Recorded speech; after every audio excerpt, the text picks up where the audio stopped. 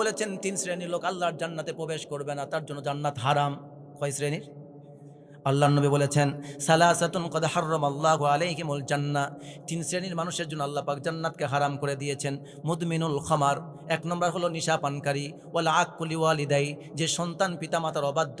তিন নম্বর অদ্দাইসুল্লাযী ইয়াকিররু ফি আহলিহিল খাবাস, ওই নারী, ওই ছেলে মেয়ে, যেই ছেলে মেয়ে সমাজে অবাধে চলাফেরা করে, পর্দা পশিদা মানে না, ইসলাম প্র্যাকটিস করে না, নামাজ কালামের ধার ধারে না, দিন ধর্ম মানে না, ইচ্ছা মতো চলে, ফ্রি মিক্সিং করে, ডেটিং করে, রুম ডেট বেড ডেট যা আছে সব কিছু করে, যেখানে সেখানে ঘুরে ফেরায়। এমন যারা উল্টাপাল্টা চলাফেরা করে, কিন্তু পরিবারের মা বাবা শাসন করে না, ছেলে মেয়েকে বেপরদায় চলে, মা শাসন করে না, বেপরদায় ছেলে চলে, বাবা শাসন করে না, ছেলে নিশা খায়, বাবা শাসন করে না, ছেলে নামাজ পড়ে না, বাবা শাসন করে না। কিন্তু ওই বাবাই আবার চায় একটা নামাজি বউ চায়। ওই বাবাই যখন আবার সন্তানের জন্য বউ খোঁজে, তখন দেখে কোন বউ পর্দাশীল, ঠিক কিনা? আমার প্রিয় ভাইয়েরা, তিন শ্রেণীর লোক আল্লাহর জান্নাতে যাবে না। এক নম্বর নিশা পানকারী, এক নম্বরে নিশা পানকারী। দুই নম্বর পিতামাতার অবাধ্য সন্তান। পিতামাতার অবাধ্য সন্তান কারা? তাদের হক কি সেটা কি আপনি জানেন? আল্লাহর নবী মুহাম্মদুর রাসূলুল্লাহ পড়ুন সাল্লাল্লাহু আলাইহি ওয়াসাল্লাম। নবীকে গিয়ে প্রশ্ন করা হয়েছে, নবীজি আমার মা বাবার হক কি? নবীজি জবাব দিলেন সংক্ষেপে, হুমা জান্নাতুকা ওয়া নারুকা, তোমার মা বাপ তোমার জান্নাত, তোমার মা বাপ তোমার জাহান্নাম। তোমার মা বাবার খেদমত করে মা বাপকে যদি খুশি করতে পারো, আল্লাহ খুশি হয়ে যাবে।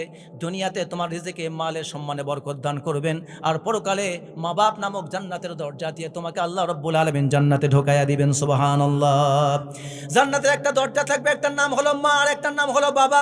যেই সন্তান পৃথিবীতে মা বাপকে সম্মান করবে, মা বাপকে খেদমত করবে, মা বাবার দেখভাল করবে, মা বাপকে ভালোবাসবে, মা বাপকে খুশি রাখবে, মা বাবার সাথে অন্যায় করবে না, মা বাপকে ঝাড়ি মারবে না, মা বাপকে কষ্ট দেবে না, মা বাপকে মারপিট করবে না, মা বাপকে অত্যাচার করবে না। আল্লাহ নবী বলেছেন তোমার মা বাবার খেদমতের দ্বারা আল্লাহ যদি একবার খুশি হয়ে যায়, রব্বুল আলামিন তোমার জন্য জান্নাত রেডি রেখেছেন। মা বাবা নামক জান্নাতের দরজা দিয়ে আল্লাহর জান্নাতে প্রবেশ করবে, এতে কোনো সন্দেহ নাই। ওগো মা তুমি এই ধরনের শ্রেষ্ঠ নিয়ামত, তোমারই পদতলে রয়েছে জান্নাত।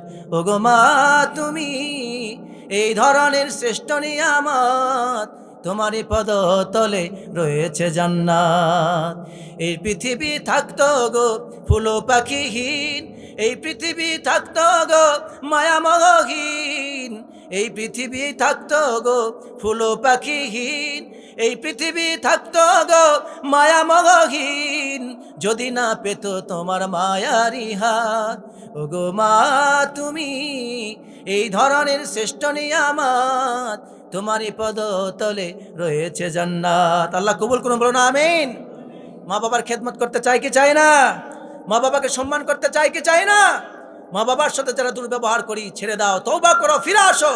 মা বাবার অবাধ্য হওয়া কবিরা গুনাহ। মা বাপকে খুশি করো, যেভাবে পারো খুশি করো। বউ গেলে বউ পাবা, মা বাপ গেলে মা বাপ পাবা না। মা বাপ যদি বেজার হয় জাহান্নাম।